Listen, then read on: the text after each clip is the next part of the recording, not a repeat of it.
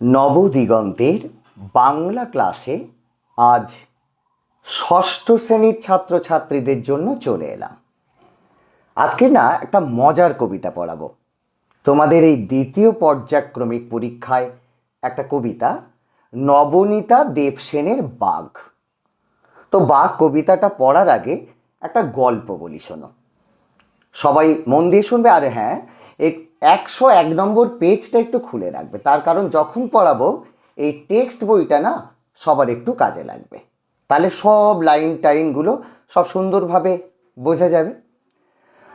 তো আমরা এই পৃথিবীতে অনেক ধরনের প্রাণী, পশু পাখি, মানুষ বসবাস করে এবং সবার বাসস্থান আলাদা, সবার খাদ্যাভ্যাস আলাদা। তাহলে সবাই সব জায়গায় থাকতে পারে না। এই ধরো, তোমাকে যদি বলা হয় কাল থেকে জঙ্গলে থাকবে, আবার আমাকে বলা হলো কাল থেকে ভাত বাদ দিয়ে ঘাস খেতে হবে, তাহলে আমার পক্ষেও যেমন সম্ভব নয়, তোমার পক্ষেও তেমন সম্ভব নয়। আবার একটা বাঘকে বলা হলো, এই বাঘ তুই কাল থেকে আর মাংস খাবি না, গরু, ছাগল, হরিণ, ভেড়া এগুলো ধরবি না, কাল থেকে তুই একেবারে ভদ্র হয়ে যাবি, তোকে ডাল ভাত চচ্চড়ি করে খাওয়াবো, কিংবা তুই কাল থেকে ঘাস খেতে শুরু করবি। সেটা কখনো সম্ভব কি বলো? সম্ভব নয়। তো আমাদের নবনীতা দেবসেন বাঘ কবিতাটা সেই রকম একটা মজার বিষয় নিয়ে লিখেছেন। তো দেখো, আমরা পড়তে পড়তে সবাই জানব। বলছে, এক যে ছিল ছোট্ট হলুদ বাঘ, তাদের পাখিরালয়ে বাসা। তাহলে তাদের কোথায় বাসা? পাখিরালয়। তাহলে পাখিরালয় কথাটা যখন আমাদের প্রথম বলা হলো, তাহলে আমাদের বুঝতে অসুবিধা হয় না যে পাখিরালয় মানে পাখিদের আলয় বা পাখিদের বাড়ি। তার মানে সেখানে কি থাকবে? শুধু পাখি থাকবে। তাহলে বাঘ থাকার উপযুক্ত পরিবেশ সেখানে নেই। কিন্তু দেখো, তারপর তার মনে মনে জমেছে কেবল রাগ। রাগ তো হবেই। কেন? বনটা কেবল পাখি দিয়েই ঠাসা, তার তো রাগ হবে। তার কারণ বনটা শুধু পাখি, পাখি আর পাখি, অথচ বাঘ তো পাখি কখনো ভালোবাসে না। মা বাবা তার বেছেছেন এই বন, নেই যেখানে ছাগল, হরিণ, ভেড়া, ধরবে বাকি, খাবেই বাকি। কোনো ভদ্র বাঘে হেথায় বাঁধে ডেরা। ডেরা মানে আস্থানা বা ঘর, বাসস্থান, সেটাকে বলা হয়েছে কি? ডেরা। তাহলে ছোট্ট বাঘের প্রশ্ন, আমার বাবা মা কি যেন বেছে বেছে এই রকম একটা জায়গায় আমাদের ডেরা তৈরি করলো, এখন কি ধরবো, কি খাবো, এর কোনো ভালো দিক নেই। তো দেখো, তারপরে আমরা আসব, বাঘ ছানা কি ধরতে পারে পাখি? অর্থাৎ ছোট্ট একটা বাঘের ছানা, সে কি কখনো ওই পাখি ধরতে পারে? না বাঘ উঠতে পারে? বলো, পারে না তো। যতই বাড়াক সব্বনেশে থাবা, তাহলে সে যতই থাবা বাড়াক না কেন, সে কখনো কিন্তু পাখি ধরতে পারবে না। যেই থাবা বাড়াবে পাখি তো উড়ে পালাবে। পাখির সঙ্গে পেরে উঠবে নাকি? হয়তো বাঘ অনেক শক্তিশালী, পাখি ছোট্ট একটুখানি একটা প্রাণী, কিন্তু পাখির মূল অস্ত্র তো সে উড়তে পারে। তাহলে সে পালিয়ে যাবে, তাকে কি করতে পারবে না, কখনোই ধরতে পারবে না। তাহলে অভিযোগ জমছে মা বাবার প্রতি কার? ছোট্ট বাঘের। 1 মিনিটেই আকাশ পথে হাওয়া। তাহলে যেই থাবা বাড়ালো বাঘ, অমনি 1 মুহূর্তের মধ্যে, 1 মিনিটের মধ্যে আকাশ পথে হাওয়া হয়ে গেল। কে হাওয়া হয়ে গেল? পাখি। ছোট্ট বাঘের ছোট্ট শরীর যত লাফিয়ে ওঠে ধরতে পাখির ছানা, পাখিরা সব কিচমিচিয়ে তত উড়ে পালায় ছড়িয়ে দিয়ে ডানা। স্বাভাবিক, প্রত্যেকে বুঝতে পারলে যে যখন পাখিকে ধরতে চায়, তাহলে তারা সবাই কি করে? ডানা মেলে আকাশে উড়ে পালায়। তাদের ধরা তো কোনো মতেই সম্ভব নয়। এরপর কি হলো দেখো, আমাদের নিশ্চয়ই সবার জানার ইচ্ছে, তাহলে এরপরে কি হবে? ছোট্ট বাঘেরা কি খাবে?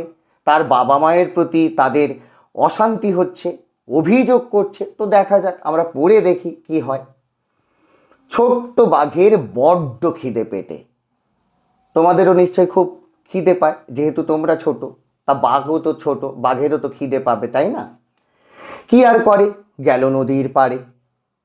লাল ঠেঙো সব কাঁকড়া বেড়ায় হেঁটে। লাল ঠেঙো দেখবে অনেক জায়গায় বেড়াতে টেড়াতে গেলে, বিশেষত তোমরা যদি দেখবে, যদি বকখালিতে বেড়াতে যাও, বিশেষত শীতের সময় না, ওখানে দেখবে অনেক একেবারে লাল লাল কাঁকড়া সমুদ্র চরের উপরে ঘুরে বেড়াচ্ছে। ঠিক এই কাঁকড়াগুলো নয়, এর চেয়ে আরও এক ধরনের বড় লাল কাঁকড়া পাওয়া যায়। তো লাল ঠেঙো সব কাঁকড়া বেড়ায় হেঁটে, লম্বা থাবায় ধরতে যদি পারে। তাহলে বাঘছানা ভাবলো, থাবা মেরে যদি কি করা যায়, এই কাঁকড়াটাকে ধরা যায়, তাহলে কিছু খাওয়া যায়। বাঘের ছানা জানতো না তো মোটে, কাঁকড়া কেমন চিমটে ধরে দাঁড়ায়।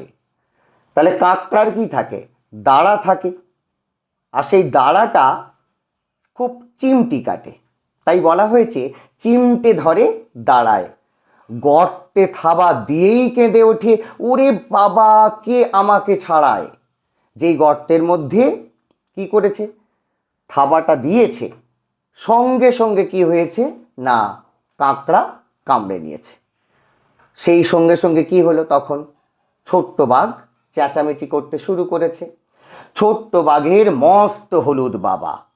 তাহলে ছোট্ট বাঘের বাবাকে, একটা বড় বাঘ, তার গায়ের রংটা হলুদ। কান্না শুনে দৌড়ে এলেন ঘাটে। স্বাভাবিক, ছেলে মেয়ের বিপদ হলে তো বাবা মায়েরা ছুটে আসে, তাই না? তোমাদেরও যদি খুব জোরে কাঁদ হঠাৎ করে, তা বাবা মা ছুটে আসে মাঝে মাঝে, তোমরাও জানো। তা ছোট্ট বাঘ কাঁদছে, তা সেই শুনে কি তার বাবা মা আসবে না?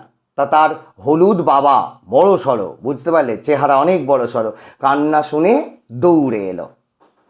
বাড়িয়ে দিলেন গোবদা নখের থাবা। গোবদা বেশ বড় সড়ো, বুঝতে পারলে, নখের থাবা। এক থাবড়ায় কাঁকড়া দাঁড়া কাটে। একেবারে আছাড় মেরেছে, সঙ্গে সঙ্গে কি হয়েছে, কাঁকড়ার দাঁড়া কেটে গিয়েছে। তাহলে ছোট্ট বাঘ বিপদমুক্ত। কিন্তু বিপদমুক্ত হলে কি হবে, কি সমস্যা তো অনেক। খিদে পেটে বাঘের ছানা যখন ধরতে গেল কাদায় মেনি মৎস্য। মেনি মানে কি, বিড়াল, আর মৎস্য মানে কি, মাছ। তাহলে মাছেদের প্রিয় খাদ্য কি, মৎস্য। তাই শব্দটাকে কি বলা হয়েছে, মেনি মৎস্য। বাঘ জননী লজ্জা পেলেন তখন। বাঘ জননী কে, ওই ছোট্ট বাঘের মা। জননী মানে কি, মা। ভোঁদর তো নোস। এই ভোঁদর কি, ভোঁদর হচ্ছে উদবিড়াল। এ জলের মধ্যে ডুবে না মাছ খেতে পারে, খুব মাছ ধরায় পারদর্শী। তা এখন বাঘ জননী বলছে, আরে তুই কেন ওই কাঁকড়া ধরতে গেলি, তুই কেন মেনি মৎস্যগুলো খেতে যাচ্ছিস? তুই তো বাঘের বাচ্চা, তুই তো বাঘ। তাহলে তোর শক্তি, তোর গর্ব, তোর অহংকার তো অন্যরকম হওয়া উচিত। ভোঁদর তো নোস মানে অপমান করছে। তোমরা যেমন মাঝে মধ্যে ভুল করো, ভুল করলে বাবা মারা যেমন বলে, তো এখানে বাঘ জননী অর্থাৎ বাঘের মা তাকে বকাবকি করতে, ভোঁদর তো নোস, বাঘ্র যে তুই বৎস। বাঘ্র, বাঘ থেকে বাঘ্র, আর বৎস মানে কি, ছেলে। ছানার দুঃখে দুঃখ পেয়ে ভারী। হঠাৎ প্রথমে বাঘ জননী একটু বকাঝকা করলো, কিন্তু পরে বুঝে দেখলো না, ভুলটা তো আমাদের, তাই না? তো দেখো, ছানার দুঃখে দুঃখ পেয়ে ভারী, বাঘ বাবা মা বদলে নিলেন বাড়ি। বলছে না, বাচ্চারা ঠিকই বলেছে, এখানে আমাদের থেকে না লাভ নেই। তার কারণ এখানে কি খাবে, ওরা কি পাখির ছানা ধরতে পারবে? ওরা তো ঠিকই বলেছে। সেই থেকে বাঘ যায় না পাখিরালয়, অর্থাৎ বাসা বদলে নেওয়ার পর আর বাঘের পরিবারটি বা বাঘের ডেরাটা কোথায় নেই, আর পাখিরালয়ে আর নেই।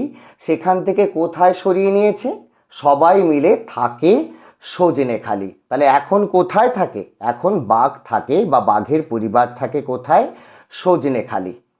অর্থাৎ সজনেখালিতে কি আছে, মাঝে মাঝে বাঘের আক্রমণ হয়, সেখানে বাঘটা থাকে বা বাঘের বসবাসের জন্য উপযুক্ত স্থান সেটা। বোঝা গেল?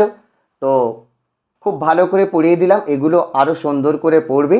আর এর পরবর্তী ভিডিওতে আমি এই প্রশ্নের, এই কবিতার সব প্রশ্ন উত্তরগুলো আমি আলোচনা করে দেব।